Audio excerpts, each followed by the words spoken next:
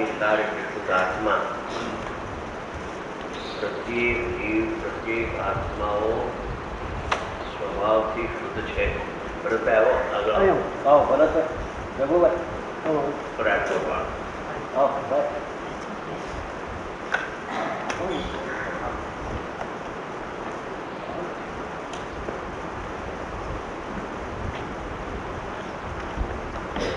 સમયસાર એટલે શુદ્ધાત્મા. પ્રત્યેક આત્માઓ, બધા આત્માઓ સ્વભાવે ત્રણેય કાળ શુદ્ધ ને શુદ્ધ છે. આત્મા અશુદ્ધ થયો નથી, વર્તમાનમાં થતો નથી અને ભવિષ્યકાળે પણ શુદ્ધ થવાનો નથી.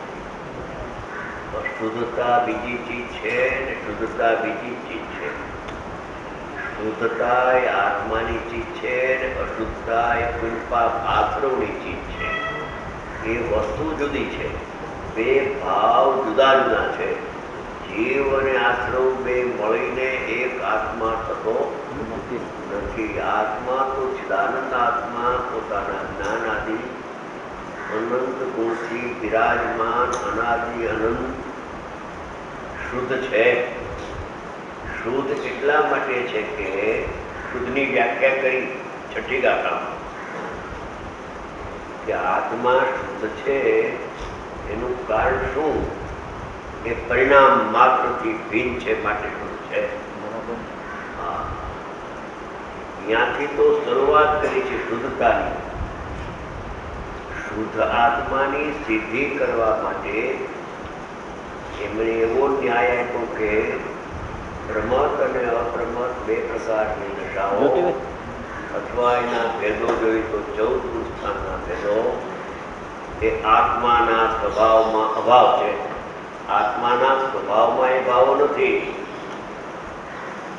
એ ભાવો પરિણામમાં ભલે હો પણ પરિણામ શુદ્ધાત્મક તત્વમાં નથી. માટે આત્મા શુદ્ધ છે એવો ન્યાય હતો.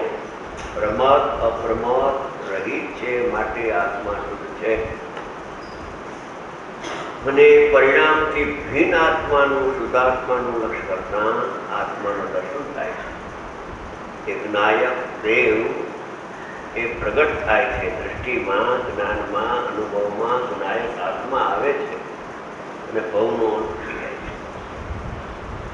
એ નિર્વિકલ્પ ધ્યાનમાં તો આત્મા છે આવ્યો, પછી સાધક થયા પછી સવિકલ્પ દશા પણ આવે છે. તો એ વખતે પહેલા પરિણામને જાણતો હતો, એમાં એકઠું કરતો હતો. પછી પરિણામને ભિન્ન જાણીને શુદ્ધાત્માનો અનુભવ થયો. પછી પરિણામને સવિકલ્પ દશામાં જાણે ખરો, પણ માત્ર પરિણામને ન જાણે. પરિણામના જાણવાના સમયે જાણનાર નહીં જાણે. પરિણામ એ જ્ઞેય છે.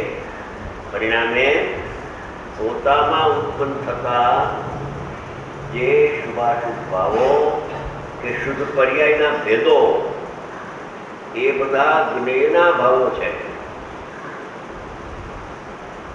એ જ્ઞેયો જ્ઞાનમાં જણાય છે ત્યારે માત્ર પર્યાયરૂપ પદરૂપ જ્ઞેય નથી જણાતું, પણ એ સમયે પણ જાણનાર જણાય છે. અગ્નિ લાકડાને બાળે છે એવો વ્યવહાર કરવામાં આવે છે ત્યારે પણ અગ્નિ તો અગ્નિથી છે, લાકડાને બાળે છે માટે અગ્નિ છે એમ છે. એવી અગ્નિને પરાધીનતા લાગુ પડતી નથી. અગ્નિ લાકડાને બાળે તો અગ્નિ પોતાથી છે, અને આ લાકડાને ન બાળે તો પણ પોતાથી પોતાના સ્વરૂપે છે. એમાં નાયક આત્મા અંતરદૃષ્ટિ વડે અનુભવમાં આવ્યો કે લીનતા ન ટકી શકાય એટલે બહાર આવે છે. સવિકલ્પ દશામાં અનાદિ મિથ્યા દ્રષ્ટિ જીવને અનુભવ થાય છે. નિર્વિકલ્પ ધ્યાનમાં થાય છે. સમ્યક દર્શનનો જન્મ થાય છે એ નિર્વિકલ્પ ધ્યાનમાં થાય છે. વિકલ્પમાં જન્મ થતો નથી. પણ એ નિર્વિકલ્પ સદુપયોગ વધારે વખત ટકતો નથી અને એ સવિકલ્પ દશામાં આવે છે. ત્યારે પરિણામો જણાય છે. દેવગુરુ શાસ્ત્ર બધું પર પદાર્થો જ્ઞેયો જ્ઞાનમાં પ્રતિભાસે છે. જ્ઞેયો જ્ઞાનમાં પ્રતિભાસે છે. તે સમયે પણ એ તો જાણનારને જાણે છે, એ તો જ્ઞાયકને જાણે છે. જ્ઞેયો જણાય છે, જ્ઞેયો જણાય છે એ વખતે જો જાણનાર ન જણાય તો મિથ્યા દ્રષ્ટિ થઈ જાય છે. કોઈને એમ લાગે કે નિર્વિકલ્પ ધ્યાનમાં જ આત્મા જણાય અને સવિકલ્પ દશામાં પર જણાય અને સ્વ ન જણાય, તો એમ છે નહીં. સાધકની સ્થિતિ કોઈ અપૂર્વ છે. કહે છે કે જ્ઞેયોને જાણે છે માટે આત્માને જ્ઞાયક એવું નામ પ્રસિદ્ધ છે. એ જાણનાર છે. કેમ જાણનાર છે? કે જ્ઞેયોને જાણે છે માટે જાણનાર છે. તો પણ જ્ઞેય અશુદ્ધતા લાગુ પડતી નથી. કેમ કે જ્ઞેય જણાય છે ત્યારે જો જ્ઞેય જણાય છે, જ્ઞાયક ન જણાય તો જ્ઞેય કરતા શુદ્ધતા અજ્ઞાની થઈ જાય છે. પણ જ્યારે રાગાદી અને વિતરાગ ભાવની ભેદ, એ ભેદ છે એ જ્ઞેય છે. ભેદ છે, પોતે જ્ઞાયક નથી. જ્ઞાયક એ અભેદ છે. અને જે નિશ્ચય મોક્ષ માર્ગના પરિણામ અને વ્યવહાર મોક્ષ માર્ગના પરિણામ બે પ્રકારના પ્રગટતા પર્યાયની થઈ ગઈ અનુભવના કાળમાં, અને પછી રહી ગઈ. પછી એ સ્થિતિ રહી ગઈ અને એ સ્થિતિ જ્ઞાનમાં જ્ઞેયપણે પ્રતિભાસે છે. એ પરિણામના ભેદો છે, પરદ્રવ્ય છે. એ જ્ઞેય છે, એ પર જ્ઞેય છે, પર ભાવ છે. એ જ્ઞાનીના અતિન્દ્રિય જ્ઞાનમાં પ્રતિભાસે છે, જણાય છે. એ જણાય છે ત્યારે ત્યારે જો જ્ઞાયક ન જણાતો હોય તો પર્યાય દ્રષ્ટિ, અને જ્ઞાયક જણાય છે માટે દ્રવ્ય દ્રષ્ટિ કાયમ રહે છે. નિશ્ચયનું જ્ઞાન સાથે સાથે પરિણામનું જ્ઞાન થાય છે એટલે પર્યાય દ્રષ્ટિ થતી. પરિણામને જાણવાથી પર્યાય દ્રષ્ટિ ન થાય. દ્રવ્યને ન જાણે તો પર્યાય દ્રષ્ટિ થાય. ભગવાન આત્મા દ્રષ્ટિમાં આવ્યો અનુભવના કાળમાં અને સવિકલ્પ દશા આવી. દેવગુરુ શાસ્ત્રની ભક્તિમાં બેઠો છે. યાત્રાના વિકલ્પો આવે છે, કોઈને વ્રતાદિના પણ વિકલ્પો, ઉપવાસ આદિના ભલે આવે. એ શુભ ભાવ એ જ્ઞાનમાં જણાય. વ્રતાદિનો શુભ ભાવ અચ્છા એના માતા પિતા આવ્યા જ નહીં. बराबर गुजराती ख्याल ना आए. क्या कहा कि ये जो शुद्धात्मा है वो अनादि से शुद्ध है, और ये शुद्ध है उसका कारण दिया कि कैसे सुधरे गया, कि परिणाम मात्र से भिन्न है इसलिए सुधरे गया. एक और परिणाम मेरे से भिन्न है इसलिए मैं उसका कर्ता भोक्ता नहीं हूं, इसलिए सुधरे गया. दो कारण दिया. एक तो शुद्धात्मा से परिणाम भिन्न है, सर्वथा भिन्न है. कथनचित भिन्न तो बाद में आता है, अनुभव के बाद. शादवाद कथनचित ना नामे के नाम से जीव ठगाया जाता है. पहले शादवाद कथनचित का जन्म नहीं होता है, पहले सम्यक एकांत का अनुभव में जन्म होता है. बाद में वही अनुभव के काल में यादवाद ज्ञान प्रकट होता है, उसमें कथनचित आता है. सर्वथा भिन्न के बाद कथनचित का व्यवहार आता है. सर्वथा भिन्न का निश्चय के बाद क्या कहा, परिणाम मात्र मेरे से सर्वथा भिन्न है, वो समय के कांत है. ऐसे जब सर्वथा भिन्न का प्रकार आया तो आत्मा शुद्ध है, और सर्वथा भिन्न है इसलिए मैं कर्ता भोक्ता नहीं हूं, इसलिए मेरा आत्मा शुद्ध है, शुद्ध परिणाम का करता नहीं हूं इसलिए शुद्ध हूं। क्योंकि शुद्ध परिणाम स्वयं अपने आप से, अपनी योग्यता से, अपना स्वभाव से वो परिणाम का जन्म होता है। परिणाम का कर्ता परिणाम है, परिणाम का कर्ता भगवान आत्मा नहीं है, वो तो कर्ता है, ज्ञायक है। ज्ञानमय आत्मा जानने वाला है मगर करने वाला नहीं है, करता नहीं है इसलिए शुद्ध है, बीन है इसलिए शुद्ध है, और बीन होने से करता नहीं है इसलिए अशुद्ध की व्याख्या।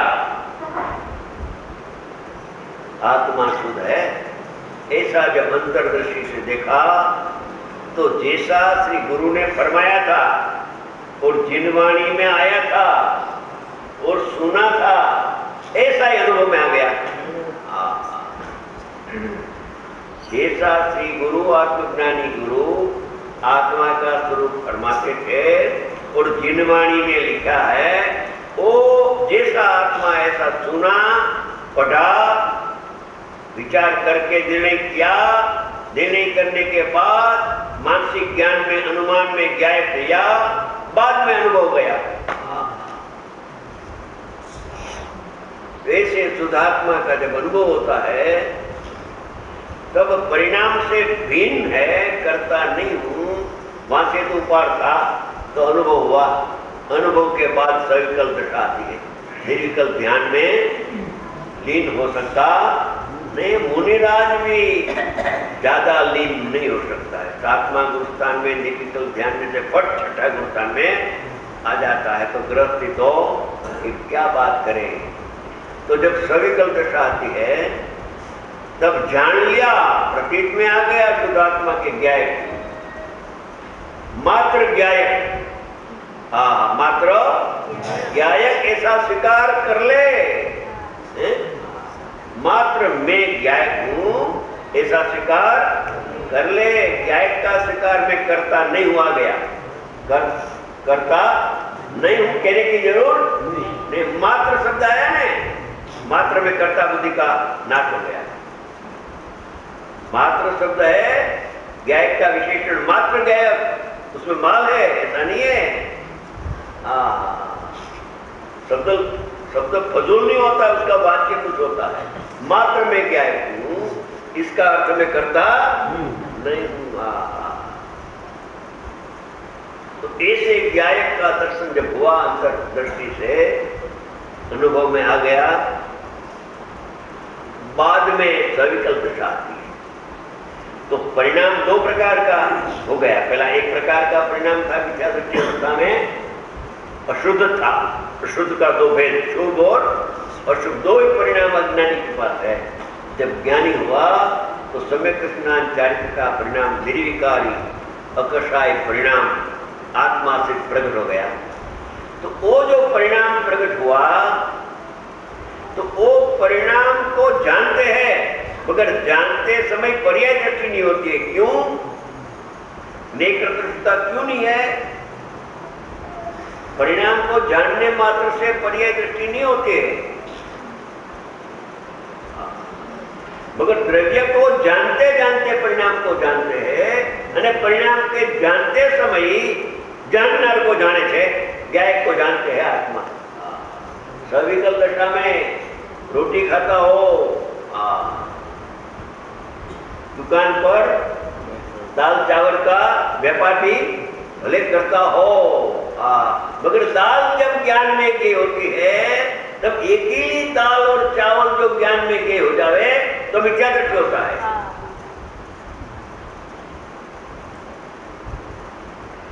वो ज्ञायक संकर दोष हो गया। मगर दाल जानने में जब आती है तब जाननार जनाय है, ज्ञायक जानने में आता है तो पर्याय दृष्टि होती नहीं है, क्योंकि अपने आत्मा को जानते जानते वो जनित जाता है, उसका पुरुषार्थ नहीं है। परिणाम को जानने का पुरुषार्थ नहीं है, मेरे स्वभाव को जानने के लिए पुरुषार्थ है। वो तो सहज में मुफ्त में जानने में आता है, व्यवहार तो मुफ्त में जानने में आता है, लेकिन निश्चय के लिए कीमत चुकाना पड़ती है। स्वभाव को दृष्टि में लेने के लिए तो रुचि की कीमत चाहिए। शास्त्र अभ्यास से नहीं होती हो, अंदर में से रुचि पड़ती है। ऐसे जब ये पाठ कल चला था, उसका अनुसंधान चलता है, कल चला था कि ज्ञाकार अवस्था में भी रूप के ध्यान में तो क्या जानने में आता है, उसके तो कोई प्रश्न किसी को आशंका भी। जब ध्यान में लीन होता है सम्यक दृष्टि, श्रावक देशवृत्ति और मुनि सर्वविरति, जब ध्यान में लीन होता है तब तो आत्मा का दर्शन होता ही है।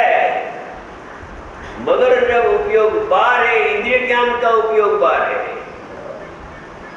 उपयोग बार नहीं है, इंद्रिय ज्ञान का उपयोग बार है। अतीन्द्रिय ज्ञान तो अंदर अभिमुख चालू है, बराबर। वो तो प्रकट हुआ सो हुआ, उसका नाश नहीं होता है।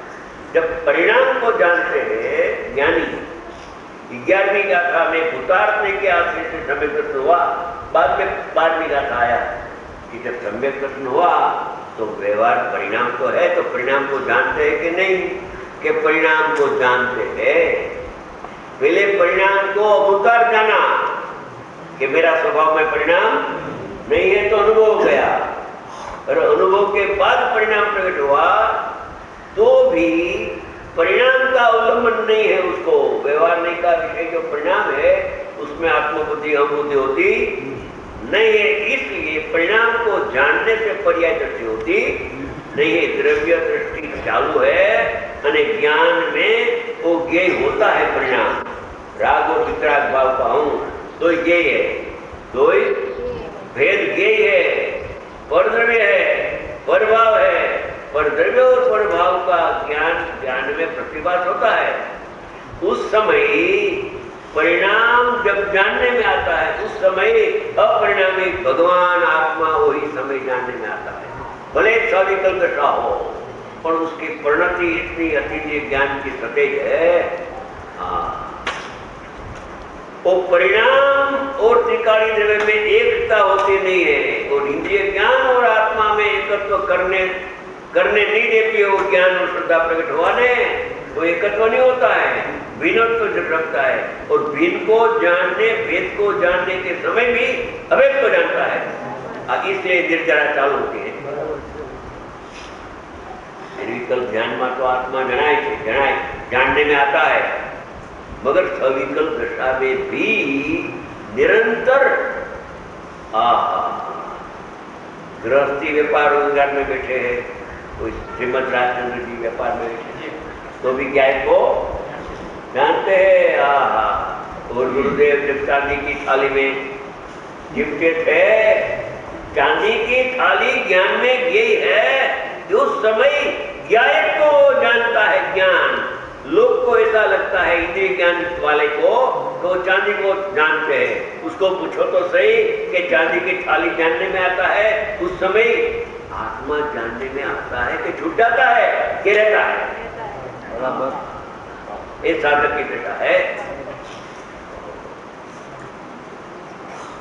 कहाँ तो साधक होए तो साधक की दशा का ख्याल आवे,